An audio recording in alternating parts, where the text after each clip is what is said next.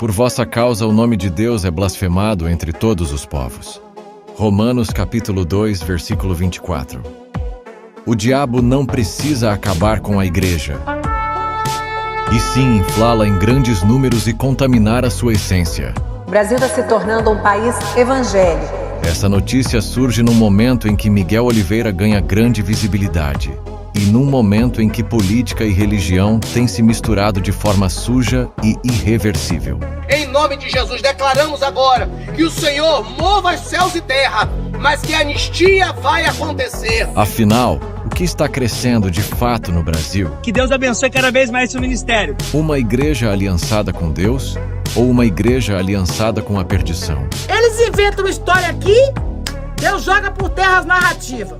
É um Brasil inteiro e fora do Brasil orando por este homem, gente. As coisas santas foram rebaixadas a níveis subterrâneos. A palavra de Deus foi sequestrada e o nome de Deus virou instrumento de poder. Muito se fala da intolerância contra os cristãos, mas estamos sendo odiados por causa do nome de Cristo ou pelo nosso mau testemunho? Deus, tem misericórdia de nós. Obrigado, Senhor, pela tua fidelidade, Senhor. Eita glória! Há uma diferença abissal entre ambas, e entender essa distinção é crucial para a igreja não ser usada como barganha e moeda política.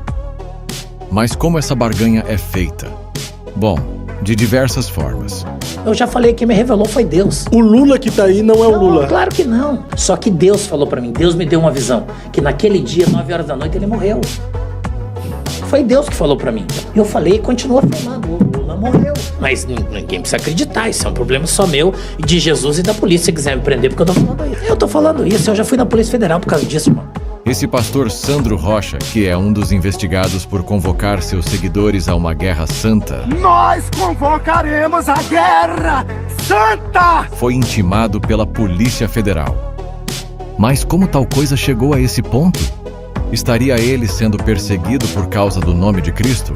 Ou são as consequências dos seus atos? Então essa foi a visão que eu tive, só carvão, e eu via 4 forcas e 4 pessoas enforcadas nessa forca, não? E o Espírito Santo frisava para mim, dizendo assim, ó, todos acham que são 3, mas vão ser 4.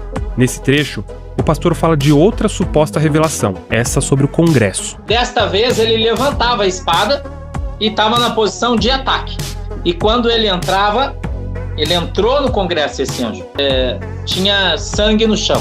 No Congresso, eu vi esse anjo, um anjo de Deus, né? Vladimir Soares, investigado pelo STF e seguidor do pastor nas redes sociais, ouviu a profecia e decidiu colocá-las em prática. Nós fazemos, né, de uma equipe de operações especiais que estava pronta para defender o presidente armado, sabe, e com poder de fogo elevado, para empurrar quem viesse à frente, entendeu? A gente ia com muita vontade, a gente ia empurrar meio mundo de gente, matar meio mundo de gente, tá nem aí já, cara. O Espírito Santo disse para mim claramente, grupos armados esperando a hora para que isso aconteça. Nós fazemos, né, de uma equipe de operações especiais pronta para defender o presidente.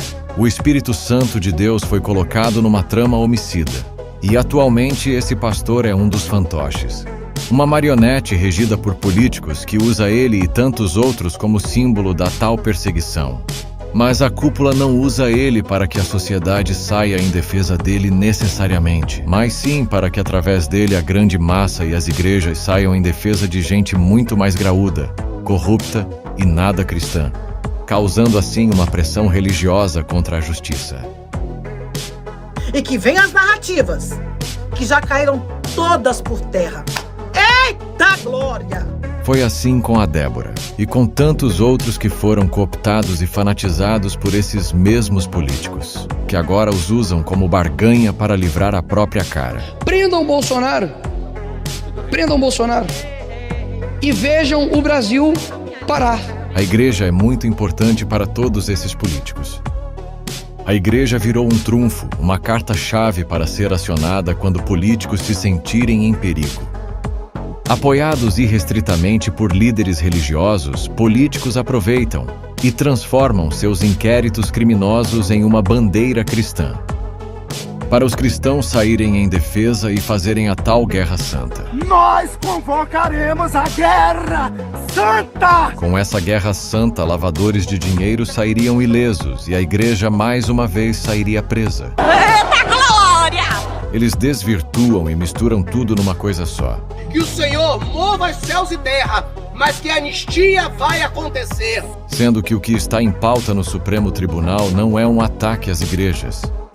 É, na verdade, um problema que cabe exclusivamente à cúpula assumir e responder à justiça.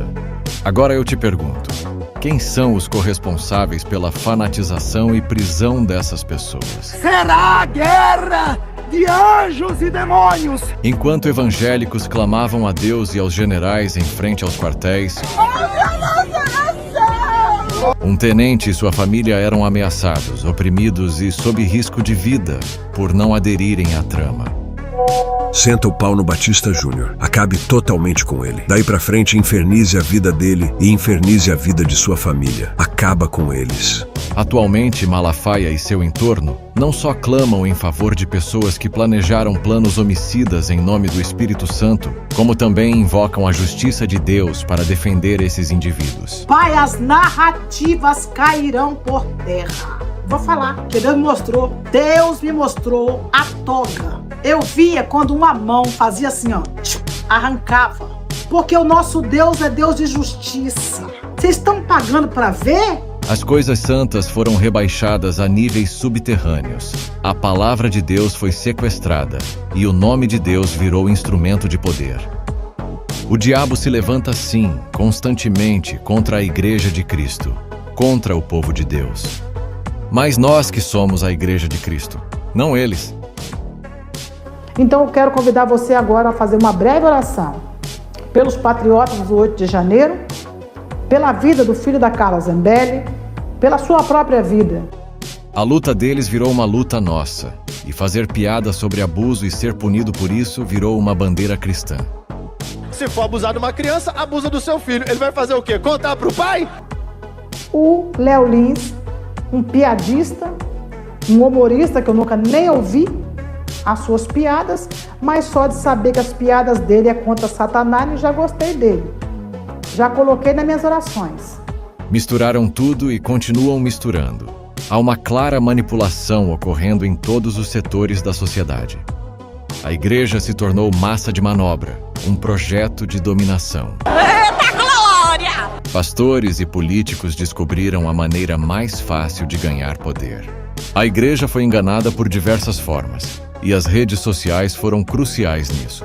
O Senhor 22, assim na terra como no céu. A tática é sempre a mesma, e o povo sempre cai. Mas a partir de hoje, durante 21 dias, eu vou estar entrando num jejum espiritual em prol do nosso presidente. Ontem, o nosso fenômeno Nicolas, que agora é deputado federal, convocou todos os cristãos. Amanhã começa os 21 dias de jejum e oração pela nossa nação. Eu me propus a fazer um jejum meio-dia na segunda-feira, mas esse jejum é pelo povo. Tu é o Salomão, só pode. O Salomão era neném, moço. Salomão escreveu 3 livros, eu escrevi 45. Cantares, Eclesiastes e Provérbios, escrevi 45. Toda vez que eu decolo, se eu tiver com a pessoa mais importante da terra, eu falo, faz silêncio agora, porque é a minha declaração salomônica. Na hora que o avião vai saindo do chão, eu falo assim, ó, nem Salomão em toda a sua glória voou no chão. O fato deles dominarem as igrejas inteiras lhes dão uma vantagem estratégica. Se a igreja os apoia, logo Deus também os apoia e milita por vossa causa. Bom, pelo menos é isso que eles dizem. Antes da vitória que eu vos darei, eu vou fazer aparecer o que está oculto e o que está escondido. A estratégia de Satanás está clara. C.S. Lewis tem um livro muito famoso chamado Cartas de um Diabo ao Seu Aprendiz. No livro ele fala sobre as estratégias que o diabo usa durante as eras para manipular as pessoas sem que elas percebam. Mas por que tendências conservadoras tomando conta dessa geração são prejudiciais? Não é exatamente isso que o evangelho prega? Essa tendência conservadora que está tomando conta do mundo não passa de um aglomerado de comportamentos e moralidade. É basicamente uma forma certa de fazer, um padrão que guia as atitudes da sociedade. Mas o evangelho não pode ser constituído por comportamentos. Jesus fala assim: venha como estás, e só então ele transforma a vida de alguém. Já ouviu a história da Guerra de Troia? Os espartanos invadiram a cidade de Troia dentro de um gigante cavalo de madeira e destruíram o inimigo por dentro. Em concordância com a analogia, essa filosofia do conservadorismo está se emaranhando cada vez mais nas nossas igrejas. Mas se o evangelho não pode começar de fora para dentro, então isso não é um evangelho, é um falso evangelho. Tem cara de evangelho, mas não é. Essa cultura conservadora que está se criando nada mais é do que o cavalo de Troia para nós, verdadeiros cristãos. Porque o liberalismo batia de frente. Era muito fácil identificar o inimigo quando ele estava profanando uma cruz, por exemplo. Mas agora a profanação vem de dentro da igreja. Esta igreja é sua. Esse povo é seu. A manipulação corre solta nas redes sociais. A maior mentira já contada é que nada se esconde dos olhos do povo, já que todos estamos na era da internet. Logo, eles afirmam que a mídia tradicional se tornou obsoleta e que o grande sistema é sempre os outros. Na verdade, há uma manipulação ainda mais profunda na bolha de quem diz isso, envolvendo a fé cristã. Antes de entrar na política com um discurso religioso, Marçal viralizava em muitas polêmicas.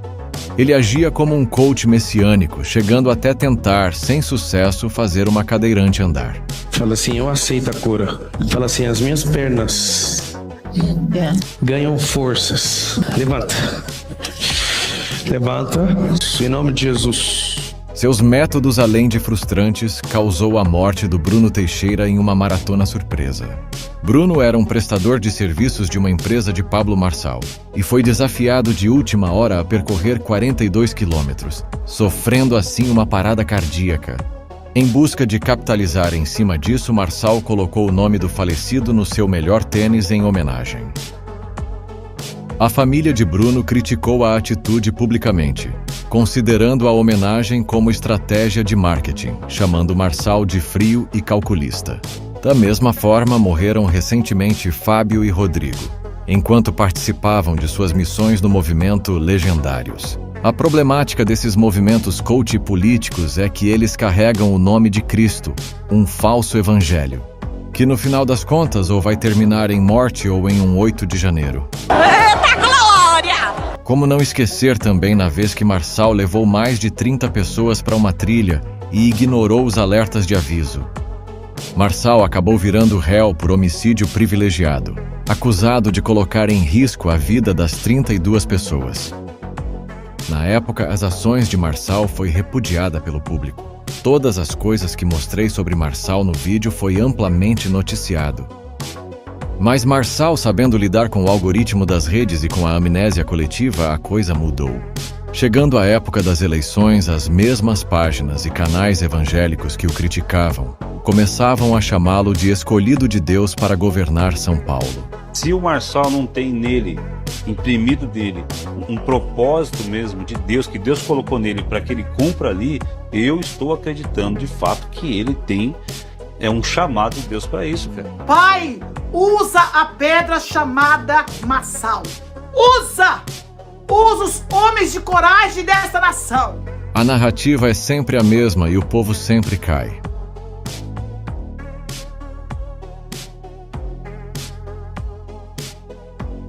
O que aconteceu com o Marçal está se repetindo com o pastor Mirim. Portanto, viralizar, o público já começa a olhar com certa simpatia e dar credibilidade. E claro, se um dia Deus me permitir eu chegar a Brasília defendendo os direitos que todo cidadão deve defender, que é Deus, pátria, família e liberdade, com toda certeza chegarei lá, com a ordem de Deus. Mas eu não negocio com a esquerda. Eu não negocio com quem quer parar a obra de Deus. Você não precisa negociar com nenhuma ideologia.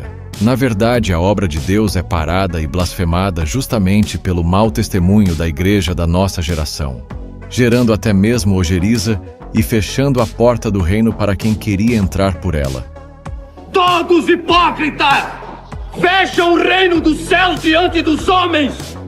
Vocês nem mesmo entram, nem permitem que os outros entrem. Guias de cegos! Grande parte da manipulação que ocorre no Brasil e no mundo tem, infelizmente, a digital da ala evangélica. Ninguém de modo nenhum vos engane, porque isto não acontecerá sem que primeiro venha a apostasia. Papai, eu oro por todos da anistia do dia 8 de janeiro. A anistia já, do céu já, para todos eles. Para aqueles que também estão em outros países, papai, exilados por causa dessa perseguição dos irmãos de José. Estão lá guardados, Senhor. Protege, livra-os. Quando multiplicardes as orações, não as ouvirei. Ainda que jejuem, não ouvirei o seu clamor.